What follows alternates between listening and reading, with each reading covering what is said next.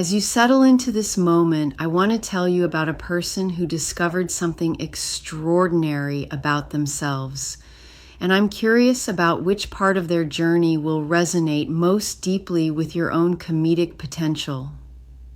This person had always believed that humor was something you either had or you didn't, like being born with blue eyes or brown hair. But what they discovered changed everything about how they saw themselves and the world around them. You might wonder how quickly you can begin to notice the absurdities that surround us every single day, because the truth is, comedy isn't something you create, it's something you uncover. It's already there, hiding in the gap between what people expect and what actually happens. Waiting in the pause between a setup and a punchline, lurking in the contradiction between what we say and what we do. Have you ever noticed how the funniest people seem to see the world through a completely different lens? Well, this person began to realize that developing a comedic eye was like learning to tune into a radio frequency that had always been broadcasting.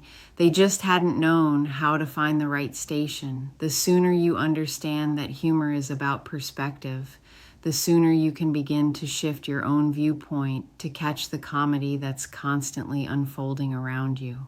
I wonder if you can imagine what it would be like to walk through your day and suddenly start noticing the incongruities everywhere, the little moments where reality doesn't quite match expectation, where human behavior reveals its delightful absurdity. This person found that once they started looking for these moments, they couldn't stop seeing them, as if someone had given them a pair of comedy glasses that highlighted every amusing contradiction in their environment. You don't have to force yourself to be funny, because true comedy flows naturally when you learn to observe with curiosity rather than judgment. Some people think that being funny means always being on, but this person discovered that the best comedians are actually the best observers. The ones who pay attention to the details that others miss, who notice the patterns that others overlook. Speaking to yourself with playful curiosity, begin to notice how timing in comedy works exactly like timing in music. It's not just about what you say, but about the space between the words, the pause that allows anticipation to build, the moment of silence that makes the punchline land with maximum impact. I can sense that you already have an intuitive understanding of rhythm, even if you haven't consciously applied it to comedy yet. That reminds me of a story about a watchmaker who was known throughout the town for fixing even the most complicated timepieces. One day, someone asked him the secret to his success, and he said it wasn't about understanding all the gears and springs. It was about listening to the rhythm of time itself. Comedy works the same way. You learn to feel the natural rhythm of conversation, the ebb and flow of attention, the perfect moment to drop in, an observation that transforms the ordinary into the extraordinary. By the way, have you noticed how the funniest observations often come from stating the obvious in a way that no one else has thought to state it? The person in our story discovered that brilliant comedy often hides in plain sight, in the things we all experience but rarely articulate, in the universal human experiences that everyone recognizes but no one talks about until someone brave enough points them out. I'm not going to tell you to memorize a bunch of jokes, because that would be like trying to paint a masterpiece by copying someone else's brushstrokes. Instead, I suggest you might begin to develop your own comedic voice, your own way of seeing and expressing the humor that already exists in your unique perspective on the world. Those who understand comedy at its deepest level recognize that it's really about connection, about finding the shared experience that makes an audience think, Yes, that's exactly right. I've thought that too, but never knew how to express it. The person in our story learned that the best comedy comes from honesty, from being willing to admit the thoughts and observations that we usually keep to ourselves. Even though it might feel intimidating at first, you can learn to trust your comedic instincts, to let your natural sense of humor emerge without filtering it through doubt or self-consciousness. The question isn't whether you have the ability to be funny, but how you'll choose to develop and express the comedic talent that's already inside you. Let me ask you this. What would happen if you discovered that every awkward situation you've ever been in was actually comedic gold waiting to be mined? Well, this person found that their most embarrassing moments, their most frustrating experiences, their most confusing encounters with other people were actually their richest source of material. You may not be aware of it yet, but your brain is already wired to notice patterns, to make connections, to spot the inconsistencies that form the foundation of great comedy. Every time you've thought, that's weird, or that doesn't make sense, or why do people do that, you've been identifying potential comedic material.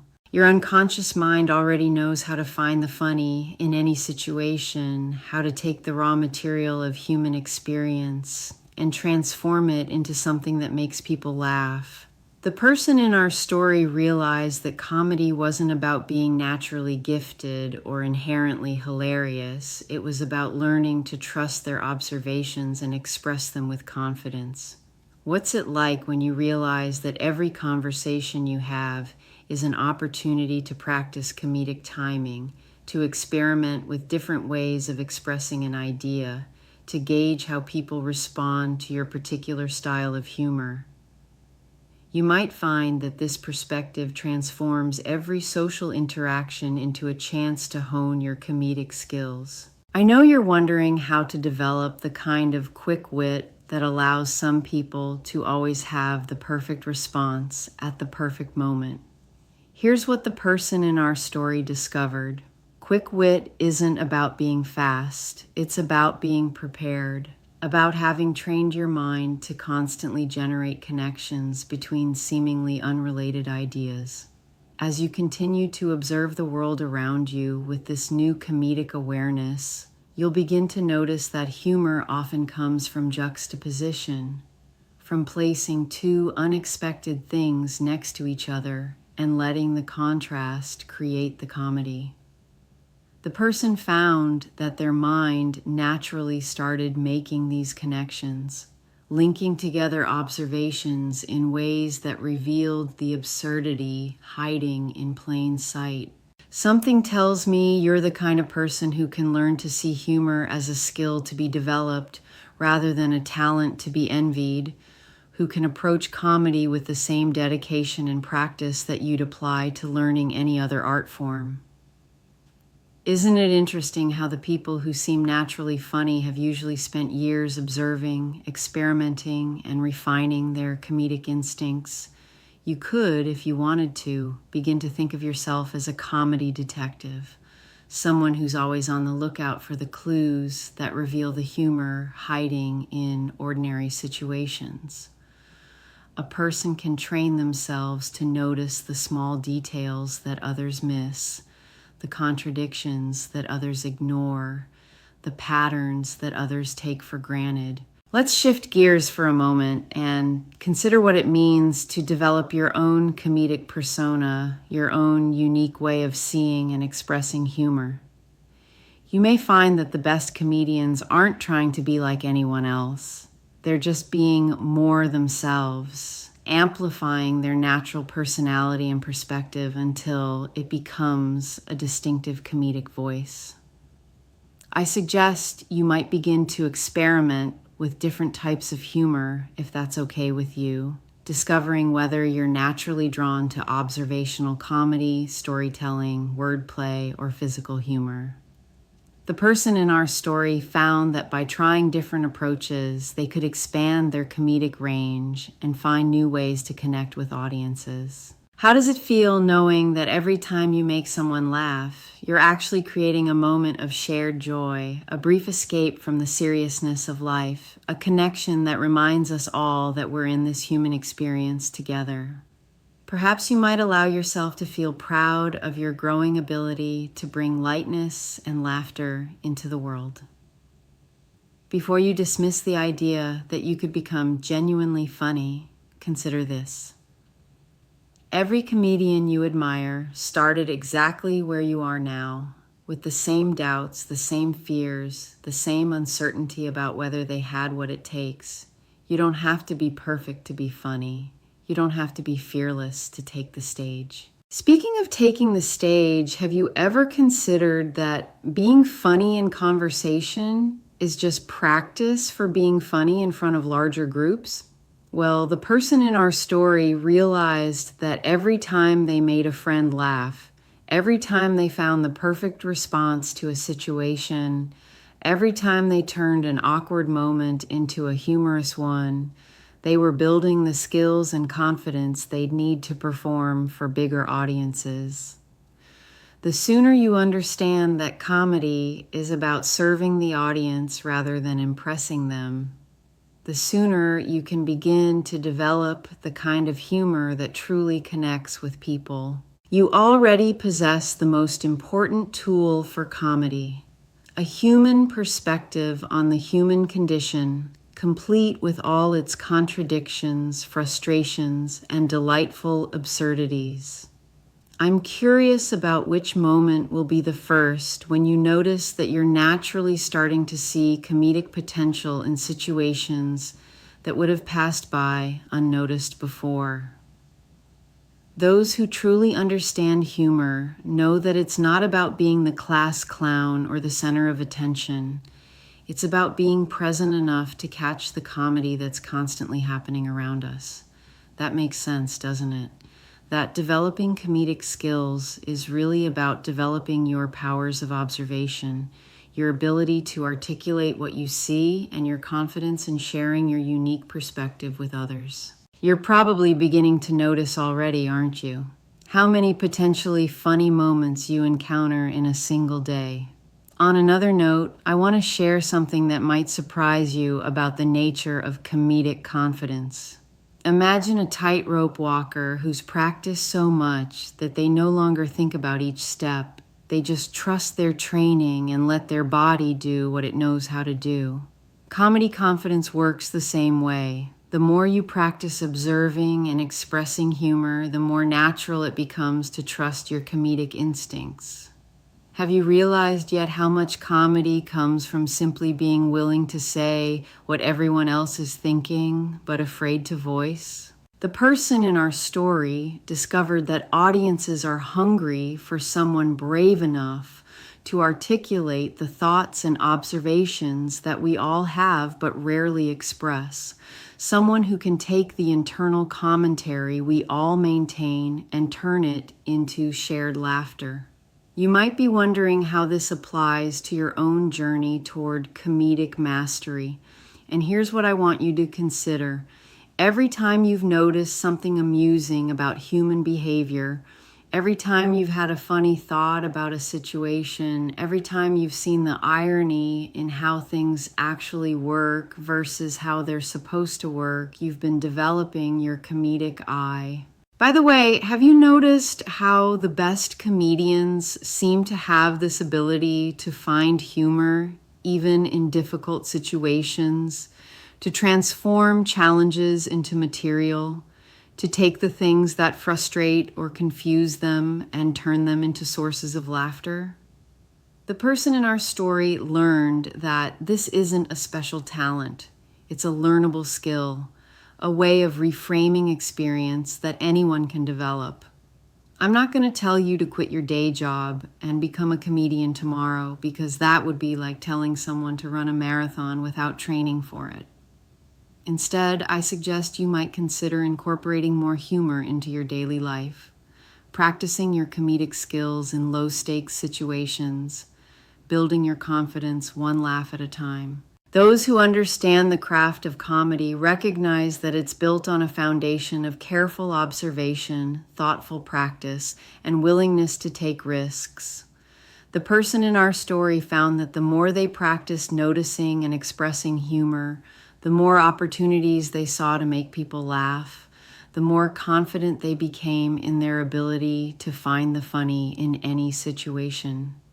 Even though it might feel scary to put yourself out there comedically, you can learn to embrace the vulnerability that comes with trying to make people laugh, to see it not as a risk of failure, but as an opportunity to connect with others through shared humor.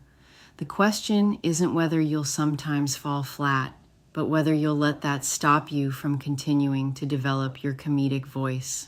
Let me ask you this. What would happen if you discovered that your unique way of seeing the world, your particular combination of experiences and perspectives, was exactly what the world needs to hear expressed through humor? Well, this person found that their most personal observations often became their most universal material, that the things that made them different were actually what made them funny.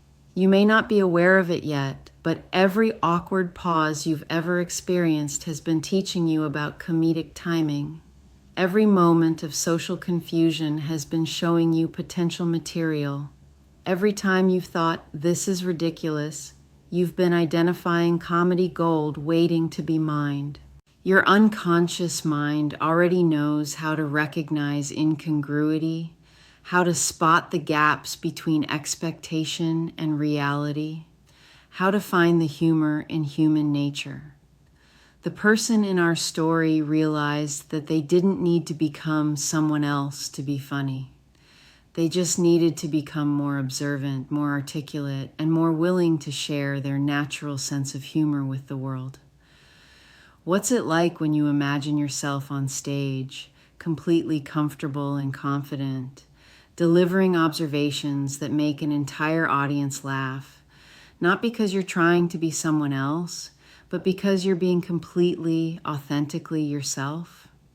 You might find that this vision feels more achievable than you expected, more natural than you imagined. I know you're wondering how to develop the kind of comedic timing that makes the difference between a good joke and a great one.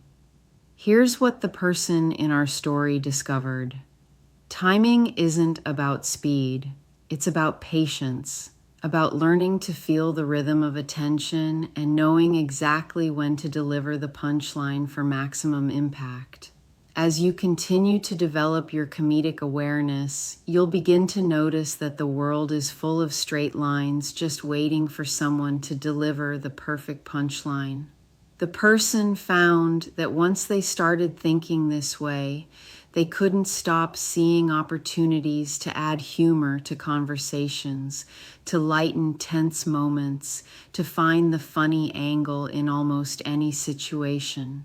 Something tells me you're the kind of person who can learn to see humor not as something frivolous or unimportant, but as a genuine gift you can offer to the world, a way of making people's lives a little brighter, a little lighter, a little more enjoyable. Isn't it interesting how the ability to make people laugh is actually one of the most valuable social skills you can develop? You could, if you wanted to, begin to think of every day as an opportunity to collect comedic material, to practice your timing, to experiment with different ways of expressing your observations. A person can train themselves to always be on the lookout for the humor that's hiding in plain sight, waiting to be discovered and shared. Let's shift gears for a moment and consider what it means to develop comedic confidence, that unshakable belief in your ability to find and express humor in any situation. You may find that confidence comes not from never failing, but from learning to recover gracefully when a joke doesn't land, from understanding that even the best comedians don't get laughs every time. I suggest you might begin to see every social interaction as a chance to practice your comedic skills, if that's okay with you. whether it's finding the perfect comeback in a conversation, making a witty observation about something happening around you, or simply being ready with a humorous response when someone needs a laugh. How does it feel knowing that your ability to make people laugh is actually a form of emotional intelligence, a way of reading situations and people, and knowing exactly what kind of humor will brighten their day? Perhaps you might allow yourself to feel proud of your growing ability to bring joy into the world through comedy. Before you convince yourself that you're not naturally funny enough to develop real comedic skills, consider this. Every person who's ever made you laugh had to start somewhere, had to practice, had to risk looking foolish in order to learn what works and what doesn't. You don't have to be born funny to become funny. You don't have to be perfect to be entertaining. Speaking of entertainment, have you ever considered that the best comedy comes from authenticity, from being willing to share your genuine observations and reactions rather than trying to imitate someone else's style? Well, the person in our story realized that their most successful comedic moments came when they stopped trying to be like their favorite comedians and started being more like themselves. The sooner you understand that comedy is about connection rather than performance, the sooner you can begin to develop humor that truly resonates with people. You already possess everything you need to make people laugh, a unique perspective on life, personal experiences that others can relate to, and the ability to articulate observations in ways that surprise and delight. I'm curious about which realization will be the first to shift your understanding of your own comedic potential. Those who truly master comedy know that it's not about being the funniest person in the room. It's about being the most observant, the most willing to take risks, the most committed to finding the humor that makes life more enjoyable for everyone. That makes sense, doesn't it? That becoming genuinely funny is really about becoming more aware, more expressive, more confident in your ability to see and share the comedy that's constantly unfolding around us. You're probably starting to notice already, aren't you? How many opportunities for humor present themselves in a single day? As you allow these ideas to settle into your awareness, as you give yourself permission to explore and develop your comedic potential, remember that every great comedian started exactly where you are now, with curiosity, willingness to learn, and the courage to share their unique way of seeing the world. The person in our story discovered that the journey to comedic mastery wasn't about becoming someone else. It was about becoming more fully themselves, more observant, more articulate, more willing to find and share the humor that makes life infinitely more enjoyable. And that perhaps is the most important realization of all. You don't need to change who you are to become funny. You just need to become more aware of who you already are and more willing to let that awareness shine through in everything you say and do.